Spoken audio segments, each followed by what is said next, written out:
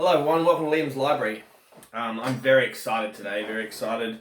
I have just literally about 15 minutes ago finished this book that I'm going to review today. This book is by my favourite author of all time. Like I said last week, my favourite author isn't Stephen King. Peter Straub is a close second. My favourite author is John D. MacDonald.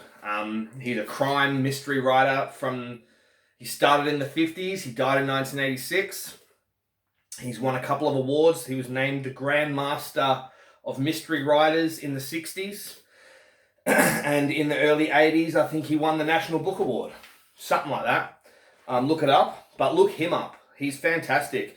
Like, you flip to the start of this book and, like, how many books has he done? He's done a lot of books, man. I won't count them, over 70 novels. And he's also, his most famous is the Travis McGee series. Now, the Travis McGee series, I will do a review on every single individual one of them books eventually. But, like I said, I recently got all my books back and I've set them up. And I picked this one up. And this is a standalone novel. It's called All These Condemned by John D. MacDonald. It takes you a day to read a John D. MacDonald book because it's so interesting, and just like the characters just jump off the page, man. The novels aren't really big. You can smash them in 1 or 2 sittings. Now, there are 2 famous authors out there whose favourite writer of all time is John D. MacDonald. Stephen King and Dean Koontz. Their favourite writer is John D. MacDonald. They constantly rave about him. Dean Koontz actually does the introduction to this book, and he's gone on record to always talk about John D. And if you're a fan, you just call him John D. You know, you can leave the MacDonald out, it's just John D. Everybody knows who you're talking about. So, like I said, I've never done a John D book on my channel yet. And he's my favourite author. I've done a lot of Stephen King. I don't think I've done a Peter Straub yet. I'll get to that, don't worry. I'm thinking this Halloween I might do Floating Dragon. But yeah, I picked this up. I smashed it in 2 days. I finished it just the other day. I finished it 10, 15 minutes ago. I just left myself the last 3 pages for just before I started this review. Just so I was thirsty to talk about it. Now, this book's written in a really interesting way. It's a whodunit, you know what I mean? It's a mystery. Straight away on the first page, you know a woman has drowned, but when they get her body out of the river, it seems that she's been murdered. Now, this woman is a very rich lady named Wilma Ferris, and she's got all these people working for her in different aspects of marketing and stuff like that. I don't have to worry about giving away spoilers. This book was written in 1954, so sorry, too bad. Like, I don't have to say spoiler alert. It's an old book. Excuse me. So this woman, Wilma Ferris, she's got all these people working for her. Now, she's got this big flash house up at this lakeside place, and she invites all of her individual employees up there. Now, they are pretty certain that she's going to fire them.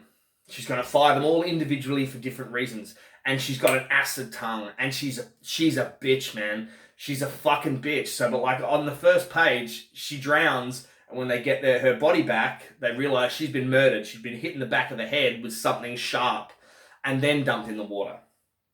Now, so straight away, you know she's dead, and every single person who was invited up that weekend has a motive. Now, that's kind of sounds, like, oh, that's a pretty, convenient way to do a mystery story. But with John D. MacDonald, every single character in this book is just its own entity.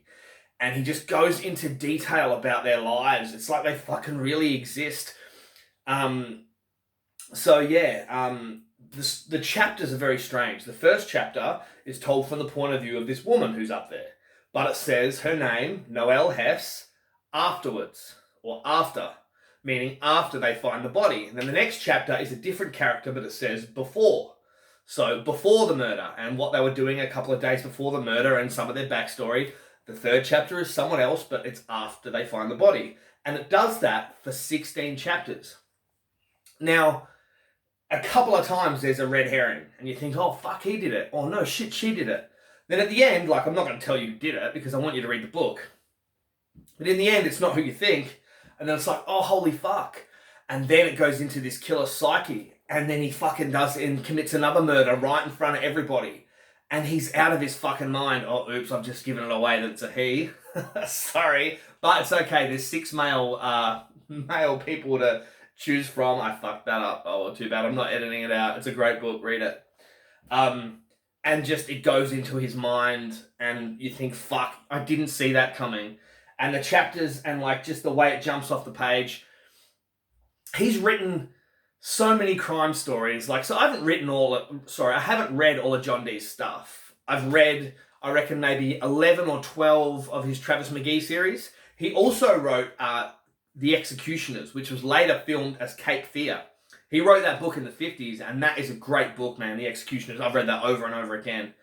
Like I said, it was filmed originally as Cape Fear, and then Martin Scorsese redid it as Cape Fear again with Robert De Niro. But the book is by John D. MacDonald, and it's called The Executioners.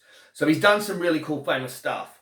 Some of his standalone novels, you know, are just really, really great to read. He's got one called Hurricane that I read, which is just about a bunch of people trapped in a house while this hurricane's going on. They don't know each other. They're all strangers. And this hurricane is life-threatening, but there's a killer amongst them. Fucking cool. Another one called Condominium, which reminds me of this, about a bunch of people that live in this condo, but there's like a tsunami on the way. They don't know that, but it's more about the characters and all the different people and how they coexist with each other and how they don't coexist with each other. His character writing is just fucking fantastic. He's got a book called One More Sunday, which I can't wait to review on this channel. It's the first thing I ever read of his, just about this church, where a televangelist is really famous in America, and this church makes a lot of money, and what goes on behind the scenes of this fucking church. And there is a missing woman, but it's just more about just the bad shit that goes on behind the scenes. And it was one of the best books I've ever read in my fucking life. It's called One More Sunday. It's fantastic. It made me realize, wow, you can pick up anything by John D. MacDonald and you're going to have a great time.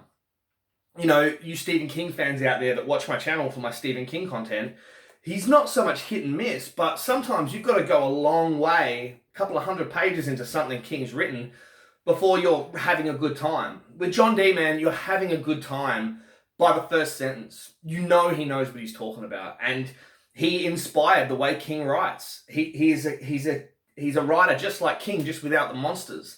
He writes about bad guys instead of monsters. The one thing though, because I try to write my own stuff, I wrote a vampire novel, I've written a short story collection, I'm trying to write a Western right now.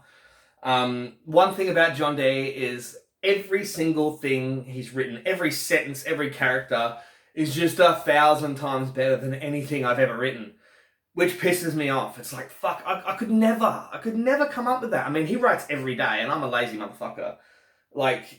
But he's fantastic. He's amazing. I let my nan read one of his books once because she always gets me books. You know, she'll look out for my favourite authors.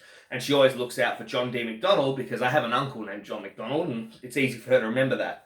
And she got a Travis McGee book called A Tan and Sandy Silence. And she read it because I've been talking about John D for 15 years. And she read it and she's like, well, I didn't like it, Liam. I thought it was fucking terrible. And she doesn't understand why I like it. But, you know, I guess to each their own.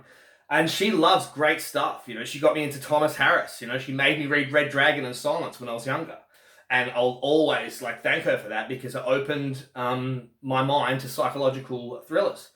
Excuse me. But like I said, I'm not going to give away the ending even though I kind of did. And it also ends with this policeman who sees all of this and sees all these rich people, and he's just got this small town life.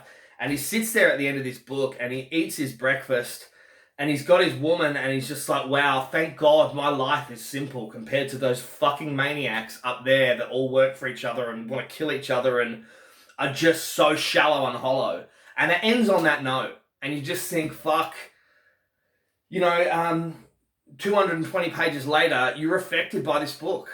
And as you're affected by anything John D. MacDonald writes. So I'm really happy with that review I've just done of it. I really think you should go out and, like I said, his stuff, it's not out of print because he's come back as famous again. Everybody knows Stephen King, loves him as his favourite author. So you can get his stuff online. I got it from a secondhand bookstore that I used to work at. Excuse me.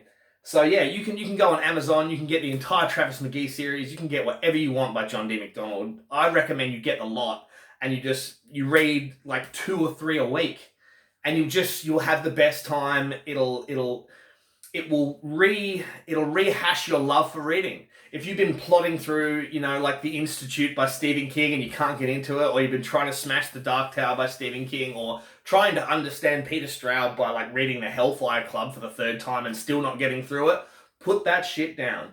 Pick up anything by John D. MacDonald and eat it like a vampire in 1 or 2 days. Smash that shit, because he writes it like in that way.